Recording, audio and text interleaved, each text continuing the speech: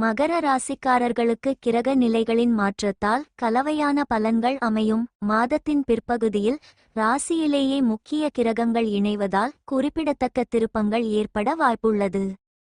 மாதத்தின் முதல் 15 நாட்களில் வெளியூர் மற்றும் வெளிநாடு தொடர்பான தொடர்புகளால் நல்ல பணவரவு இருக்கும். நீண்ட நாட்களாக இருந்த தடைகள் விலகும். 12ஆம் இடத்து தொடர்புகளால் பயணங்கள் மூலம் ஆதாயம் கிடைக்கும்.